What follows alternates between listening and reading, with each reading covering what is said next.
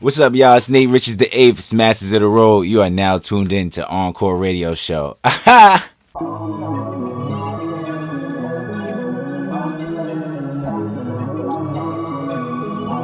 views and comments expressed on the following radio program by its hosts and their guests do not necessarily reflect the views of... Phone calls outside the customer on this way, passengers till I pass away. Lifestyles of the rich and fame, waste the drugs in an ashtray, smoking out in that cascade, showing out in that ballet.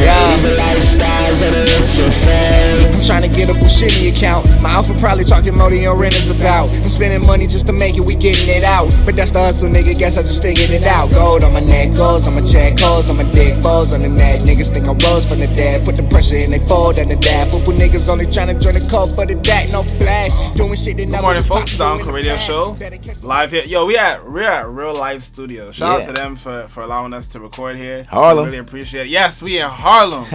Yo, it's crazy, son. This show has been everywhere, man. Yeah, nah, that's good, man. I mean, I hitting every borough. That's New York City for you. You're right. Shout out to Brooklyn. Shout out to Manhattan. You know, I was talking to my co-host. She's not here right now. Shout out to Iris Jones. But she's from Cali, and I was trying to explain to her why Harlem is the sixth borough, and she wasn't really hearing me. But that's why I got to separate them, man. We was in Manhattan, but now we in Harlem. It's different, man. It's like, it's feel good out here. I pulled up right in front of the bodega. I'm like, yeah, let me get some soul folk. Word. All right, man. So, Nate, it's been a minute since I've seen you. It's been just about a year, if not longer. Yeah, for sure. How's everything been, man? What's been going on with you? Yo, man, 2015 was a learning year. You feel what I'm saying? Mm-hmm. Definitely expanded a lot, moved around a lot, did a lot of things. But it was good. Everything really is prepared us for what's coming next year, which is just bigger and better shows. You know what I mean? So that's what we preparing for. Richezz Touch Agency, Masters of the Road. My team, Stacks, Jared, Johanny, we just focus and just grinding right now. All right, bet. So for everybody who might not have heard our last episode with you, tell everybody what Richezz Touch is and stuff like that. All right, so Richezz Touch Agency is an agency. We pride ourselves on developing artists, all right? Online, physically in the streets, performance. We are the ones that people call when they're trying to get their records out and, just trying to get their artists polished up. Got a crazy track history. We've been around for like 4 or 5 years. I'm not going to go into too much detail, but y'all can check everything out at richezztouch.com. We love working hand in hand with artists, especially new artists who are like trying to push their first hit records and really trying to make a push in this industry. We also work with, polished talents, like I said, artists that are really making that turn around the corner. We'll give you like Dave East, Fetty Wap. Who else we had this year? Waka Flocka, Fred the Godson. We had a good group of talent who are really, really doing great things. So next year, the ball doesn't stop. We're going to keep pushing it forward. Yeah, I have seen that you were working with Dave East a lot this year as well. Yeah. How that relationship kind of grow? All right. Well, it was actually crazy. I was putting together the Light Up tour for one of our clients, and something fell through, with that whole tour, and Dave was like. His name came up in a conversation that was having, you know what I mean? And we were looking for a headliner, and that was really the problem. Like, what headliner are we going to get? You feel what I'm saying? That's usually the biggest problem with any tour. You want to have names that people know so it brings people out. Exactly. So sure enough, Dave East's name came up, and I recognized Wayno, who is his manager. I saw him on social media a couple times. We passed each other in the city a couple times, and I just reached out to him, picked up the phone, and said, "Hey, listen, man, I got a 5-city tour put together."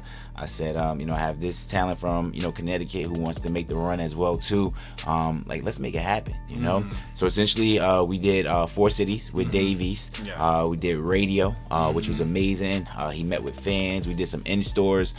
So all in all, it was just a good run. Came back home the next week. Flex had him at Webster Hall. It was just like, that's what we try to do, is just put people on. You know what I mean? To who is really doing great things in the music and in the music industry, and getting their fans, boom, putting them right in touch with their fans. All right, so let's go back for a second. Let's talk about artist development. Yeah. So right now, it's always somebody's cousin's brother, sister, uncle trying to manage them. Yeah. Who's not necessarily aware, not only with how things are moving in today's world in terms of social media, but in terms of of being able to communicate with the people who need to write about them. Like I find that the one thing a lot of artists fall off on is that they don't reach out to media as much. Like, and it's so crazy because I find that there's a balance you gotta have. Like, media will find you, but you also need to, have some sort of connections in the media. Definitely so. Someone was talking to me previously about, reaching out. Like, they had a record. The record was pretty good or whatnot, whatever, but they felt they weren't getting enough buzz. Yeah. Right? What's one way that you think that you would have told them, like, hey, you know what? Like, I want some buzz. I have a hot record. You agree with that? The record is kind of hot, whatever, and you want to find a way to push it. What's the first step for them? I'm gonna tell you, like, It's Biscuit told me, you got to push that thing in like a baby. You feel what I'm saying? Okay. That's really what it boils down to. You feel what I'm saying? Like, the records is like a shoe in a shoe store. You feel what I'm saying? It's like it's anything else. It's the product. You know what I mean? So if you don't move it in certain places, it's not going to go anywhere. Yeah. What happens is a lot of artists get stuck with promoting their hit record in their hometown. So they're only known in St. Louis, or they're only known in New York City, or in, Jacksonville, Florida. What happens is you have to be at these festivals. You have to go to these different cities, find a way to, partner with different brands and different artists in other cities, so that cross promotion puts more, more attention on yourself, you know. Another thing is touring. You know what I mean? You have a hit record, you got to tour. You got to spread it. You feel what I'm saying? And when you're going to spread that record in those cities, the important thing that you said, tapping into media in those areas. You feel what I'm saying? What happens is a lot of artists nowadays, they get stuck with, it's a hit record, people gonna catch on. You know what I mean? Eventually.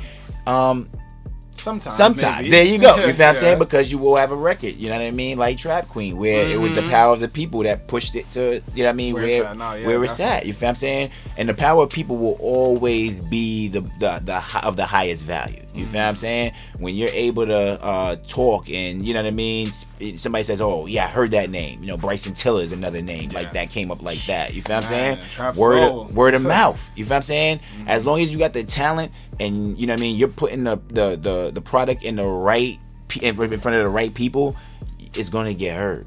You know what I mean? Fair enough.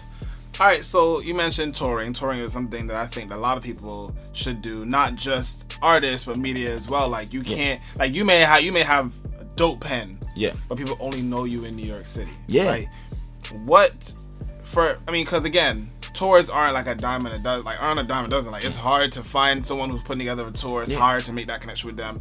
Hard to prove to that person who you just met that, like, you should put me on the tour. Definitely. So. What should an artist do? Like, should they be going out and just, reaching out to people in North Carolina, like, I'm gonna drive down there and perform real quick? Like, what's the process with touring is you got to tour when you're ready. Okay. And that's what I tell a lot of these artists. You know what I mean? I have a lot of artists that come to me, yo, Nate, I'm tour ready. Put me on. Just let me know, what I have to do, XYZ.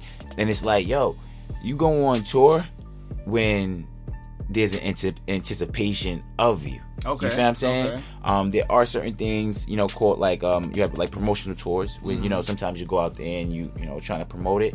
But when you're doing those type of tours, if people don't know you in that city, like you said, you have to work with other people in that area to bring out the crowd. Because what's gonna happen is if you starting up a tour with your own name and nobody's really familiar with your name, you're gonna go to these places and people are gonna be like, who? You feel what I'm saying? Yeah. So it's important when you're on the road, make sure your buzz is right. You know what I mean? Make sure that the players and the pieces that you have involved with your tour are going to attract other people of value to the actual show. You see what I'm saying? Because that's really what it's about. And that's what's going to get you further along. So it's really about just timing.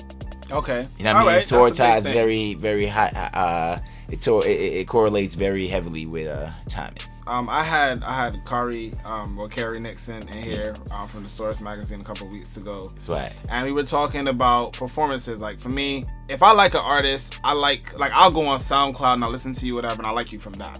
I don't have to come to your show because, I already like you. Yeah. If I come to your show, it means that, like, I really, really like you and I want to see you perform, blah, blah, blah. Right? Yeah.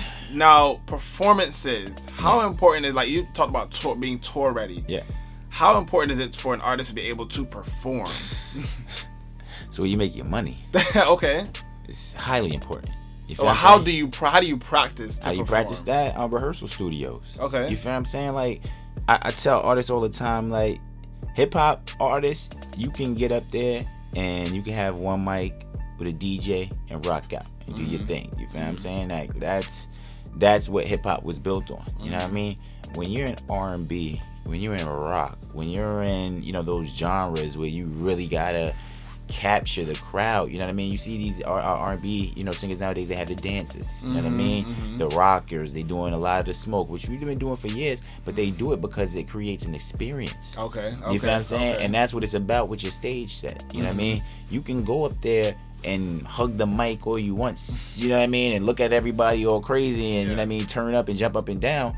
But if you're not creating an experience where people gonna wake up tomorrow and be like, holy, yo, that show was crazy, that artist, I gotta look him up now, you're not gonna go nowhere. You feel what I'm saying? And like I tell every artist, you know what I mean? Like, you don't ever wanna be, you know, you're always in competition with yourself, but at the end of the day, when you performing on a show, the objective is to win the night. True, you feel what I'm saying? True. And that's what really builds the buzz. You feel what I'm saying? Is you gotta stand out. Okay. You know what I mean? That's what stars do.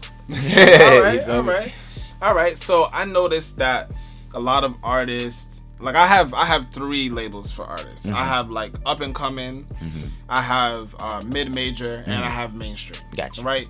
Now, I noticed that jump from up and coming to mid-major happens generally when an artist, I see an artist, you know, post on Instagram that they about to go on a flight and they going to Atlanta or they going to California, they going to Texas, right? How important is it for an artist, do you think, matter of fact, how important is it for an artist to go to a different city and stay there for a little while, get a different experience to write and come back to New York, or build a buzz out there and come back to New York? Oh, yeah. I mean, I know a lot of artists that do that. You feel what I'm saying? Like, they'll pick up, they go to Atlanta, stay in Atlanta for 3 or 4 or 5 months. You feel what I'm saying? And go to another city and stay there for 4 or 5 months. I think that does work. You feel what I'm saying? You definitely, you know, get to a feel for the city, what the people are listening to. Like I said, you're spreading your record as well too. As long as you making money, you know what I mean, to, you know what I mean, fuel your dreams, and you got a place to stay and you eating and everything, then why not? You Don't forget to eat. There you go. You can't forget. You can't be like not eating. You know what I mean? Eating bread and cheese because you in LA trying to get the dream. You know what I'm saying? Like, I tell artists all the time, like, you know what I mean, one dream fuels the other. You feel what I'm saying? Right. So you gotta go to work every day. You gotta build up a budget. You feel what I'm saying? Because what's gonna happen is, you know what I mean, the graphics, the promo, the, you know what I mean, the studio time, all that stuff, it costs. You know what I'm saying? And that's why when you get on, you get paid a certain amount, you know what I mean, to perform all, you know, every night or every other night, because you already put in all the groundwork. You know okay. I mean? All right. So a lot of artists, they find that they would perform and they could perform wherever they want to go. But when they go out there, some people have merchandise, right? Some people have like takeaways, like T-shirts, you know, keychains, pins, stuff like that, right? Do you think that's also an important factor for an artist? Like, I mean, definitely. I mean, at the very least, have like your social media handle somewhere so they can go away with. Is that really important for them? Super important. You know what I mean? Merchandise is just another revenue lane. Okay. You know what I mean? You look at artists like Tech 9. You know what I mean? You even look at, you know, DJ Khaled right now. You know what I mean? Like, another Snapchat one. King. He had the T-shirts on deck. Another one. You know what I'm saying? But all that stuff creates revenue for you. You know what I mean? A lot of my clients, I tell them, it's like, this is not 10, 15, 20 years ago with music where you make money off of the music. You know what I mean? These music artists are making money, I want to say 50 to 60% of the time off of things that don't even relate to the music. Okay. Endorsements, sponsorships, you feel what I'm saying? Like appearances, you know, like I wouldn't say it's easier nowadays, but you just have more access, you know what I mean, to just avenues of revenue, you know? So the merch is important. You got to have your T-shirts. You have to have your pens. You have to have certain things where your fans can go and connect with you. It's an experience, you know?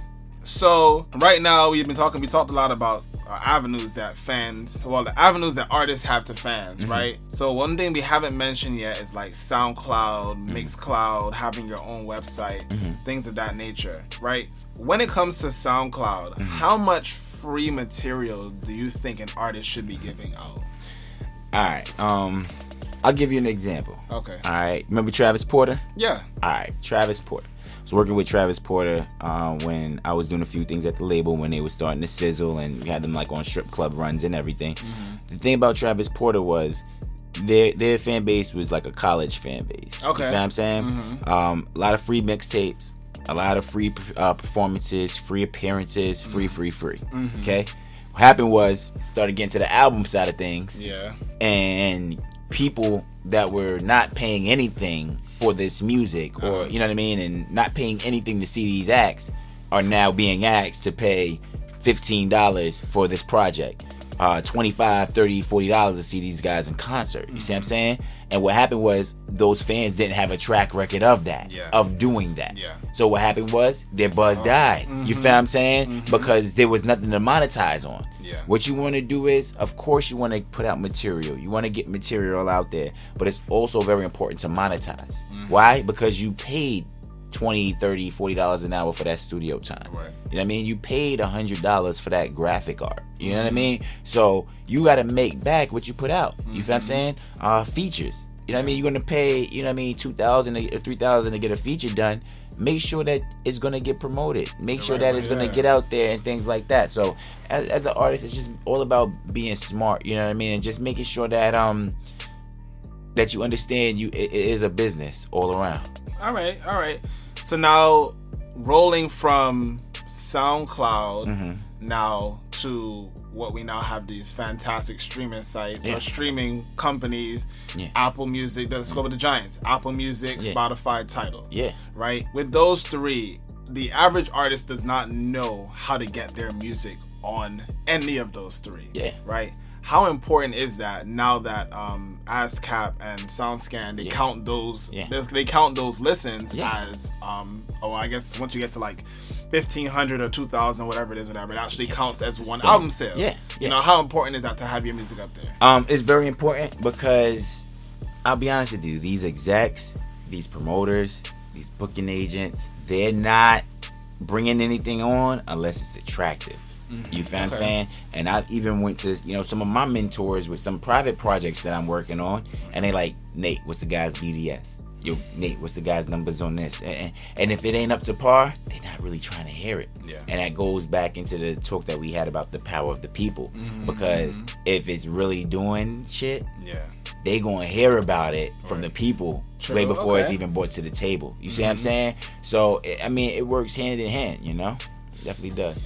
All right, so right now, I want to go back to something that you mentioned. Yeah. And I mean, I've had this mindset as well, but I mean, strip clubs aren't big here in New York as much. Yeah. I don't live out in Queens like that, so I don't know. But, you know, strip clubs aren't as big in New York as they are, for example, like Atlanta. Yeah. You know, again, Kerry, he gave me this fantastic description. He's like, yo, drug dealers go to Atlanta. They go to the strip clubs in Atlanta. They'll bring like a bag of money. I'm like, yo, play this record. Yeah. And they'll play the record in the strip club. Yeah. How important is it to have your record in the strip club? I mean, it's important to have it anywhere where there's a bunch of people. You feel what I'm saying? Fair enough. The club is cool because you got people under their influences, you know what I mean, in club mode, party mode. So it's just like when they're hearing the record, it's a little bit more inclined to catch because they're already in their element. You feel what I'm saying? There's certain records that I listen to when I'm, you know what I mean, driving to work, you know what I mean, sound way different than when I'm in the club at 3 o'clock in the morning. You know what I mean? With a little bit of Henny in me. Okay? So you just want to make sure that, you know what I mean, wherever people are, you're placing. You know what I mean? I'll give you a good example of an artist. You know what I mean? His name is Jacquay from New York. Oh, yeah, I know Jacquay. Yeah. You know what I mean? Like, his promo game is so serious. I went to Summer Jam. You know what I mean? I knew that Jacquay was at Summer Jam this year because he had a good 6-7 people out in the front by the main gate holding a like a big, you know, face billboard of his face with the name of his record and everything, and that's what it's about. You feel what I'm saying? Because the 5, 6, 7,000 people that's walking through that gate just got the mind share and was exposed to the name Jacquay. You know what I mean? Nice. And that's what it's about in this game. You know, it's just like being in front of people. You know what I mean? And as many people at one time as possible. You guys every year. South by Southwest, North by Northeast, A3C, CMJ. Yes. Every year. talk to me about what connections you built to get to be at those 4 places every single year for the past 3-4 years. Yeah, 3-4 years now, bro. It's just like it's what we do. You know what I mean? I wake up, I go to sleep. This is what I do. And the first year wasn't as easy as the second year, which wasn't as easy as the third year. Yeah. What happens is, like I said, mind share. The fact that we're always at these places doing shows, everybody knows, hey, listen, A3C, I'm already doing their stage because I'm going to be a lock. I'm going to have my opportunity. I already know what date I'm going to be performing. It allows them to go ahead and get prepared. You feel what I'm saying? I have artists right now that's going to be doing my South by Southwest stage in March, okay? Right now, what they're doing is they're getting their merch together. They're hitting fans up from that area on Twitter and Instagram, hitting artists from that area on Twitter and Instagram. Okay. There you go, to get everybody prepared. You're going to be out there. Yeah. So why not facilitate and get all of that, everything in motion now, and then go out there and make it the best run possible? You see what I'm saying? And that's what my company provides. You know what I mean? We give you the comfort to know that, hey, listen, this is our date this year, where we're going to be at with this show. Come, perform, but the opportunity is yours. You know what I mean? We can't bring you to the water and force you to drink it.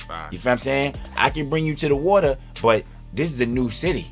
This is your opportunity. This is your time to blossom and grow, And that's one thing about us. We work with you, but at the end of the time, we're going to teach you how to do this shit yourself, so that way you don't need us. You know what I mean? We're not a crutch. You know what I mean? Yeah. All right. So it's a little bit of like, I'm gonna teach you. Yes. I'm gonna wean you off. You can do it on your own, and you go from there. There you go. Bet. All right. So scouting. Yes. Right. Now, I'm in New York.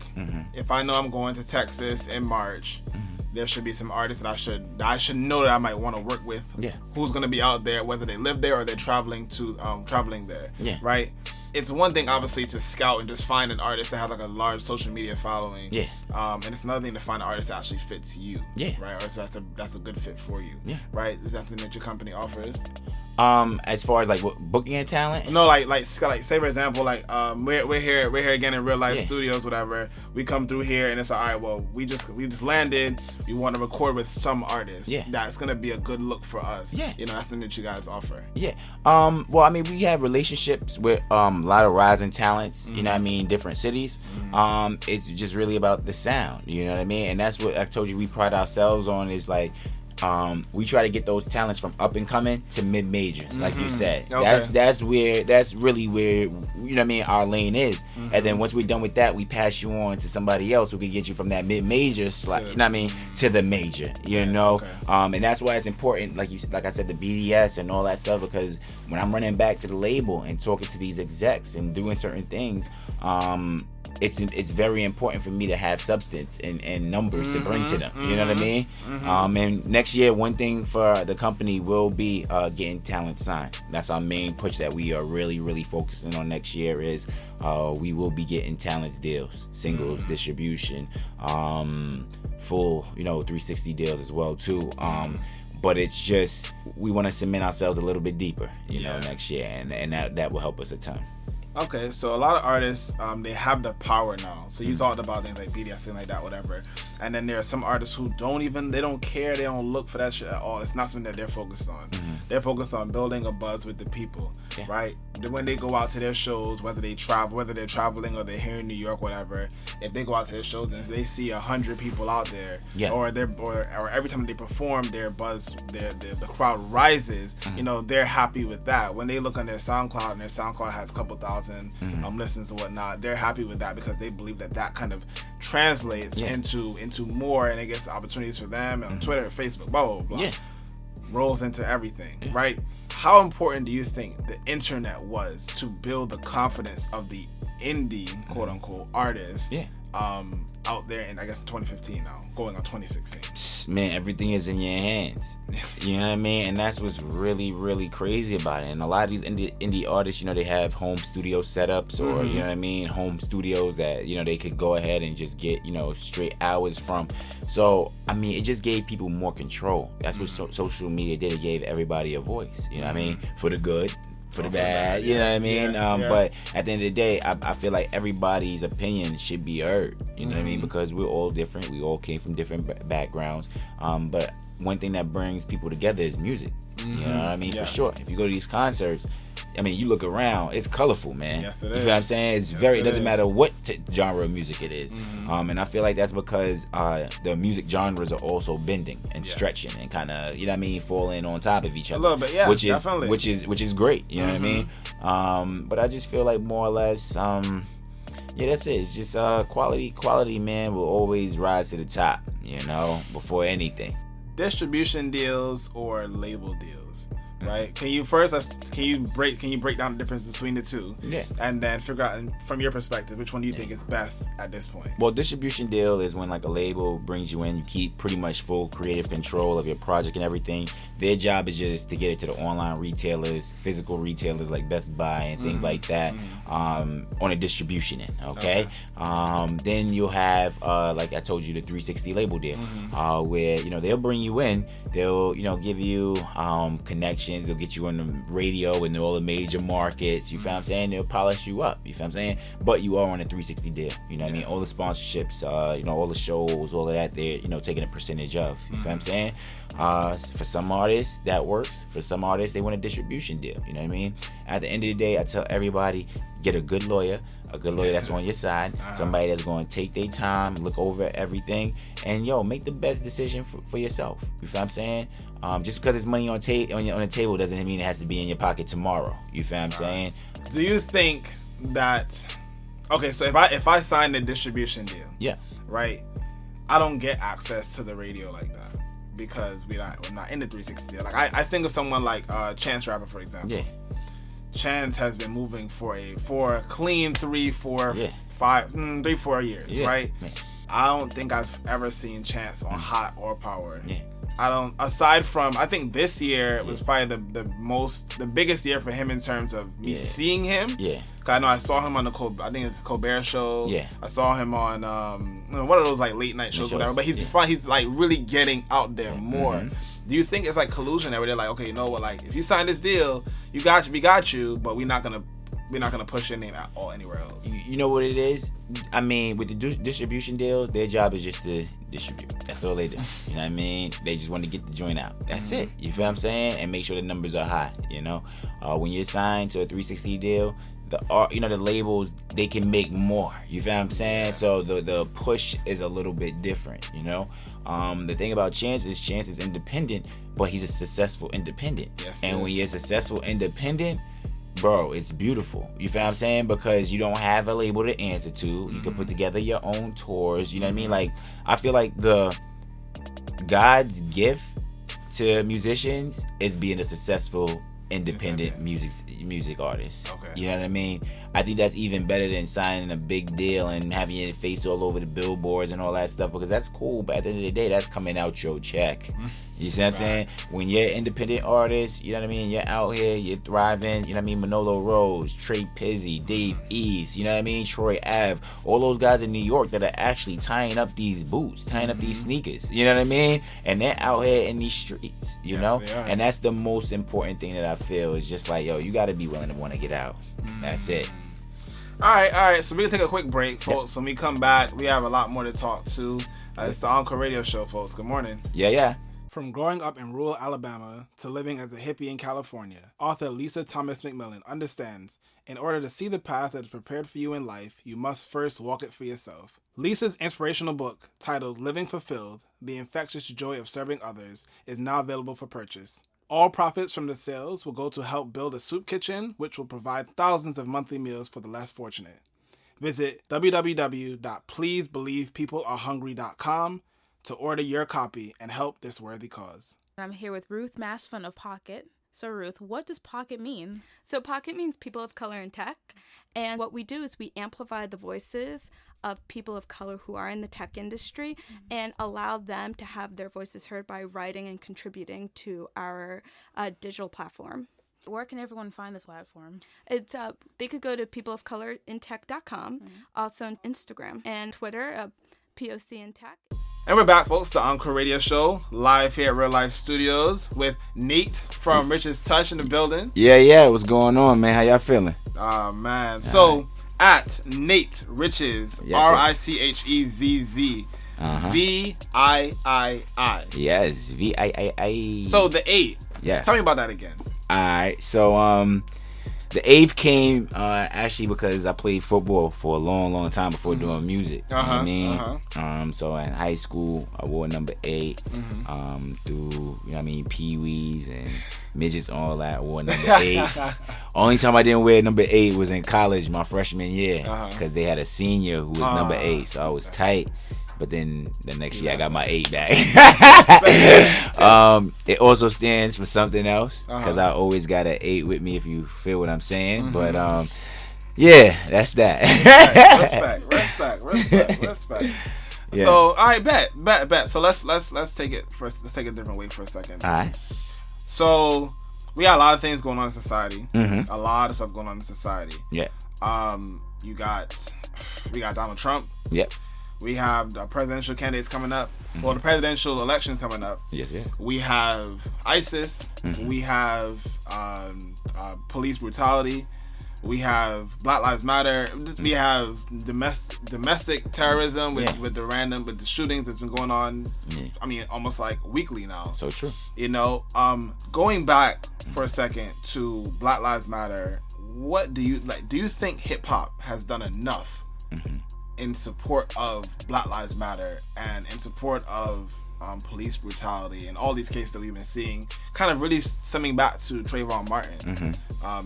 Do you feel like hip hop has done enough, or hip hop is doing enough, or do you think we need to do more? I mean, definitely. I mean, if you listen to a lot of the hip hop songs, they talking about how the hip hop is tragic. You know what I mean? I think a lot of the rappers are acknowledging it and making it known that it is a problem, as far as like being how can I say, reactive on the problem. I don't think they're doing as much as possible. Okay. But like I told you, it goes back into business as well too. You feel what I'm saying? Like a lot of these artists have corporate kind of bindings. You see what I'm saying? And we're in this era now where you say the one wrong thing and it could be all throats. You know what I mean? Everybody down your throat. You know what I mean? Look at Steve Harvey last night. You feel what I'm saying? At the, you know what I mean, the awards. So it's just like, I feel like sometimes people are afraid, to say exactly how they feel because, like, there's so many people out here that have voices too that can, get their opinions out on what you think. So they definitely need to do more. They can do more, but it has to be a collective effort. I state that because a couple of weeks ago, I guess this is probably early November now. We had Shanae Curry and Chloe from Word of Mouth Radio in the studio. Yeah. And I think I gave them a list of people who, it was like 4 artists. It was Kendrick, Kanye, Cole, Drake. And I said, of the 4 artists, who would you take off? Like, who, if they didn't exist, whatever, would you be okay with? I think both of them, one person said Kanye, another person might have said Cole. Yeah. I said Drake. Yeah. Reason why I said Drake was because I felt like out of all those 3 artists, everyone has spoken about something. Yeah. Whether it's been something that happened in their city, or whether it's been something that happened that's more of a national issue or a global issue, right? I took away Drake. Who would you take away? I mean, that's a tough question. I mean, Kendrick, Cole, Drake, Kanye. I mean, I would have to say Kanye. Okay. You feel what I'm saying? Reason being is because Ye is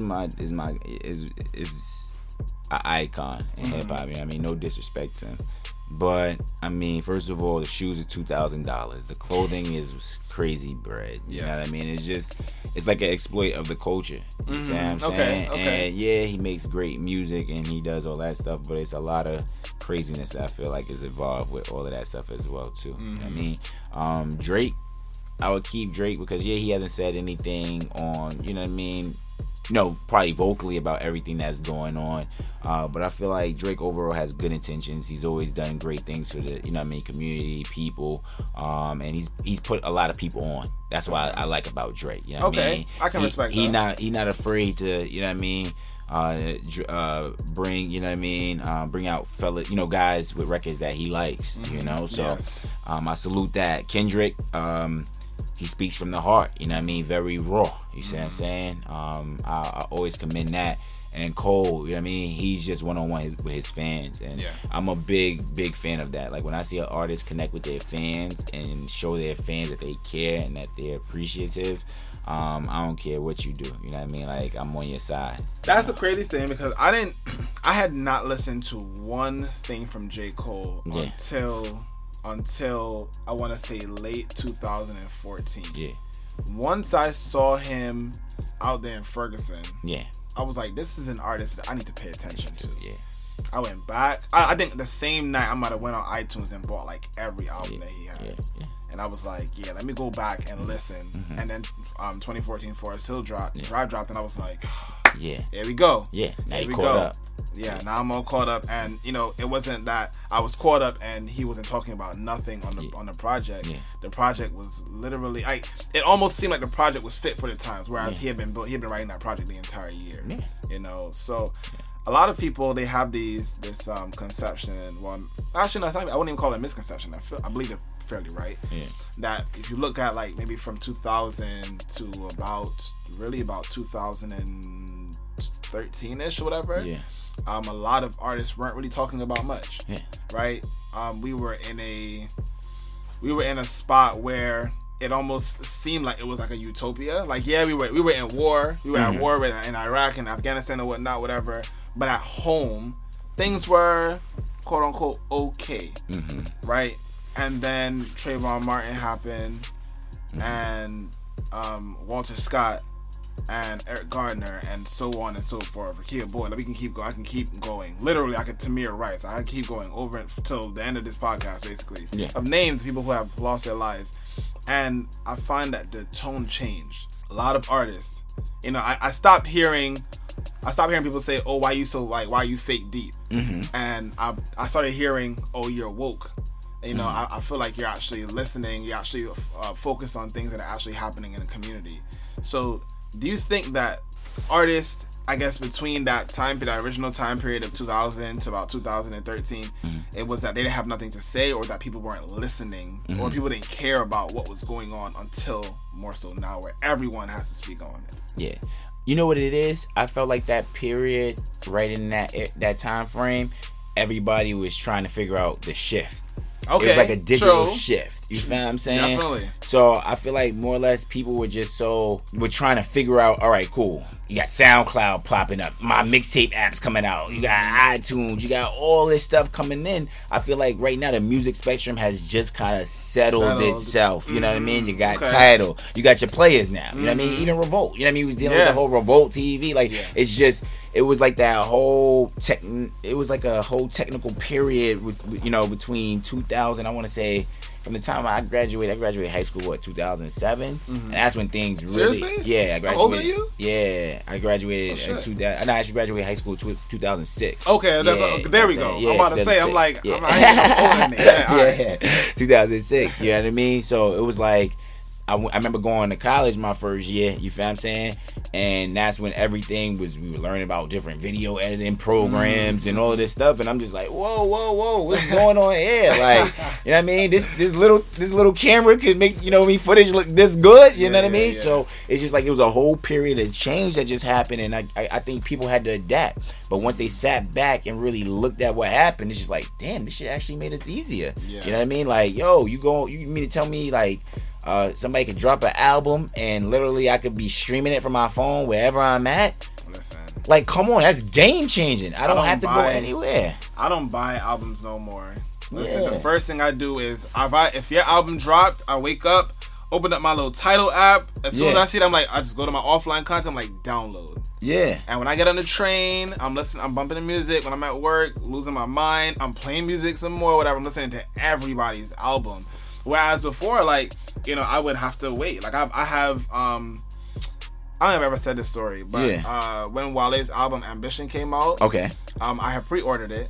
So it came with the t-shirt, the band, and this obviously the CD. Yeah. But I couldn't wait. Like, everybody was on Twitter talking about it. I'm like, yo, like, nah, I gotta go download this shit. So I downloaded it. I played it. The CD came. The CD is still wrapped up in the plastic in my safe. I haven't even opened that shit. Yeah. Like, if I feel like at this point now, if I buy a CD, it's because I really fucked with your music. It's a time cap. Yeah, I mean, I had to really want to get that shit because like it's like, I mean, for example, I think I would probably cop like Pimp a Butterfly. I think I would probably get 2014 Forest Hill Drive. Yeah. Matter of fact, speaking about that, what are some projects that you really vibed with this year? Projects that I really vibe with. I'll be honest with you. I don't really listen to projects as much as how I used to. You know what I mean? I'm more of a Thank single you for being dude. honest, by the way. Keep it 100 with you.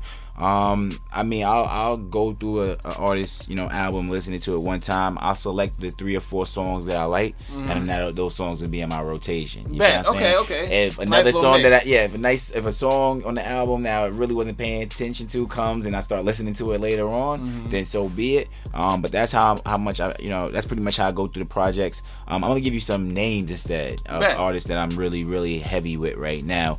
Of course, Dave East. You know what I mean? I feel like that dude's really talented, about to put New York back on the map as far as lyrical, you know what I mean, just the authentic sound of New York. Yes. You got Manolo Rose, who's doing crazy things right now. He's gonna be a heavy hitter.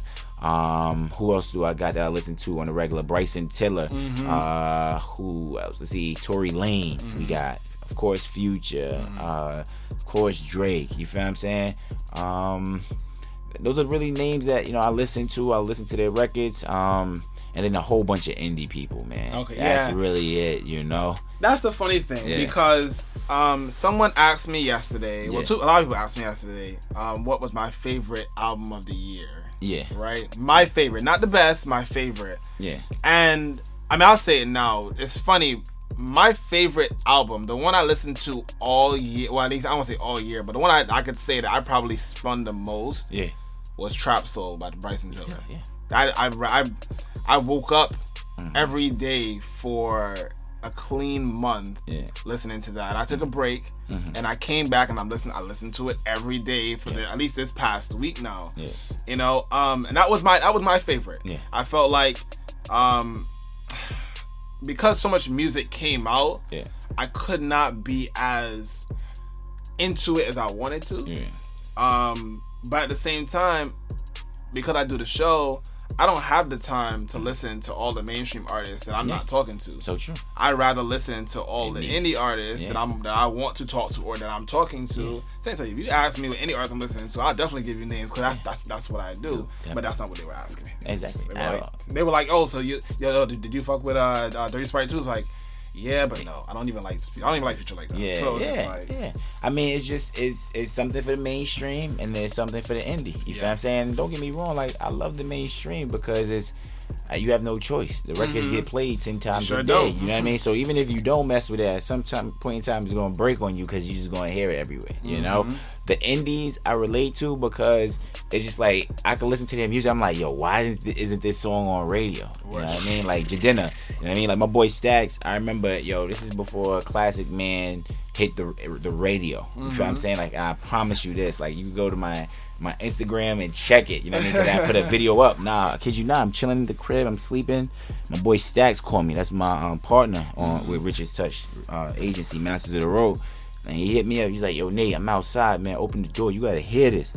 So I'm like, what's up? He's like, yo, Janelle Monáe just signed some new dude. You know what I mean? And it's just like, yo, he got some crazy songs. So I'm like, what is it? He's like, Classic Man. And that's what we pride ourselves on. You know what I mean? Like an artist like him is somebody that we're going to put on stage. Because people are going to be looking like, all right, cool. Yeah, this sounds good. But then they're going to look into him, follow him. Yeah. And then 4 months later, the joint is going to be on radio. Yeah. And now we look good. You feel what I'm saying? Yep, that's how it got to be. And that's, you know what I mean? I'm sitting there listening to Classic Man. I kid you not, bro. I got out my bed. I started jumping. It's on my Instagram. So I started going crazy. You feel what I'm saying? Because it's just like, I couldn't believe that record was not heard already. Yeah. I'm like, yo, who is this guy? Yeah. You know what I mean? And then when I realized, I got the backstory, the history on him and everything, and I'm just like, oh yeah, that record's gonna go. You know what I mean? Same thing with Fetty Wap, 679. You know what I mean? Like, I heard that record, you feel what I'm saying, 3 or 4 or 5 months before radio pop. That joint is on my Instagram too, us promoting that joint. So one thing about us on this side is we got the ear, you know what I mean? And that's one thing that we really pride ourselves on is just knowing what's gonna go before it goes, you know? And I feel like, you know what I mean, Dave East was a good example of that. Fetty, everybody that we really worked with, you know what I mean, this year was a great example of that. And we just trying to keep the ball rolling on that. All right, so like I said, we have the fantastic presidential campaigns going on right now. I'm concerned. I'll say this. And I'm not concerned for what people would think I'm concerned about. Like, I'm not concerned about people like Donald Trump or I'm not concerned about anyone, any individual person. Yeah.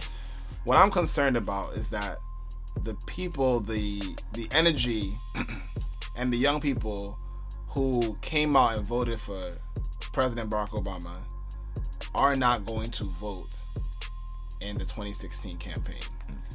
What do you think are some ways that we, as in me, you, and people like us across the country, can reach out to our friends, our peers who are like, oh, nah, my vote don't matter, my vote doesn't matter, to say, yo, get your ass at the fucking booth and you vote, because so that we don't end up with some fucktard that's gonna send us into World War III. Yeah, so true. I mean, yo, I'll be honest with you. It's one thing I keep it 100, man. Yo, I'm one of those people that be like, yo, my vote don't matter. Okay, so how do I get you now then to get in front of this thing and say, okay, you know what, I'm gonna just go and vote. Yeah, I understand for New York, you know, we always go blue anyway. I didn't vote for Obama last time he won. You know what? You know what I'm saying? And I'm not gonna front neither. Yeah. I didn't vote neither, but the line was dumb long, and it was 9:00, and the polls already closed. I was like, he already won. Like, I don't need to be here. But I did try. Yeah, I did try. Something like this case. I mean, I always feel like the hip hop campaigns really work, like with the networks, the station. You know what I mean? Creating awareness. I definitely think the rock the vote, like, type of stuff that they do, you know what I mean, just making it cool to vote. You know but those are higher level. Like, I never seen Diddy out on my block. Like, yo, Wise, come out and vote. I never seen Diddy. I never seen Diddy out there. Like, how do we, like? I mean, because for them, they're very high level. Yeah. You know, they're gonna get the peoples, but they're gonna get the peoples that we may or may not know. Yeah. Right? How do we reach out to my mans in the bodega? Yeah. How do we reach out to the kids in school who are graduating from high school, 18 already, and like, oh yeah, well, I kind of want to vote, but I don't really know. Like, how do we get them? How do I convince you to end up at the voting booth, man? Yo, free bacon, egg, and cheese on Encore radio show, man. That's it. Right, yo, you vote, come through with your voting slip, and you get a free bacon, egg, and cheese for the bodega from Encore radio show. Bet. You know what though? Yeah. I can agree to that. Yeah, you know what I mean? You got people like things, man. Like, if I gotta sit down in my crib the night before and make like 400 fucking bacon, egg, and cheese sandwiches, I'm gonna do that shit if I can get people out to vote. You know what I mean? Like, you just sit chill on the corner and tell everybody, like, yo, listen, you go in there and vote, come back. You gotta sandwiches here. You hop on the train, you good. I'm giving away sandwiches like the AM newspaper. Like, you know what you do? Give away subway rides. Okay. I have my own lemonade. You know, I'll swipe you in. Let's go. There you go. You know what I mean? That it's all about action, community action. You know what I mean? That's really what it boils down to. A lot of marketing and a lot of things have been done already. Yeah. You know, so I'm not saying that you're gonna get bacon, egg, and cheese. I mean, yo, my man, I will try. You know what I mean? Like, it just gotta be an incentive. You know what I mean? Something like, I mean, I'm pretty sure if you telling people, yo, you vote, I got a Yeezy raffle ticket for you. Oh yeah, they come on, be out there for real. Trying to vote 3 times. You know what I'm saying? Like, yeah, you know what I'm saying? So it's all about your pitch, man. That's really what it boils down to. I agree. Like I said, I'm nervous because again, a lot of people went out to vote, and I mean, I even hear like Hillary Clinton talking about it now. You know, she's saying that they want to make sure they can get the Obama voters, and what she's really saying is we're trying to find a black vote. Of course, you know, and the black vote is finicky sometimes, and I mean, and I can't blame them because a lot of black people do feel disenfranchised. Yeah, I absolutely understand, and not just black people of color in general. They do feel disenfranchised. They feel like their vote does not matter. Yeah. At the same time, if you feel your vote doesn't matter and you don't go out and vote, then your vote really don't matter because you didn't even try. You understand? Yeah. So that's why I'm trying to get to people, and incentives. Bet. Okay, so that's I'm gonna go home and write that down on some paper and figure out some ways to get people out there. I think the bacon, egg, and cheese was a perfect. I mean, at least from New York. I know niggas a lot of that. Exactly. Like, make sure you got the foil, you know, with the little wax paper before the foil.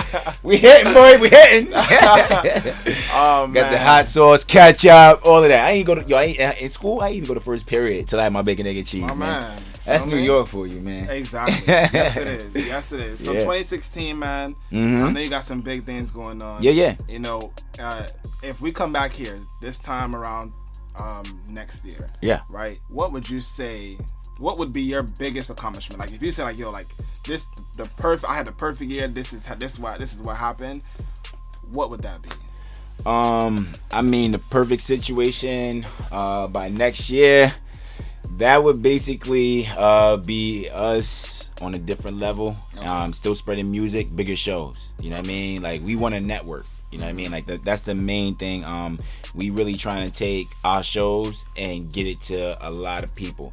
So definitely expect for next year to see a lot of marketing. Expect to see a lot of visibility with the brand.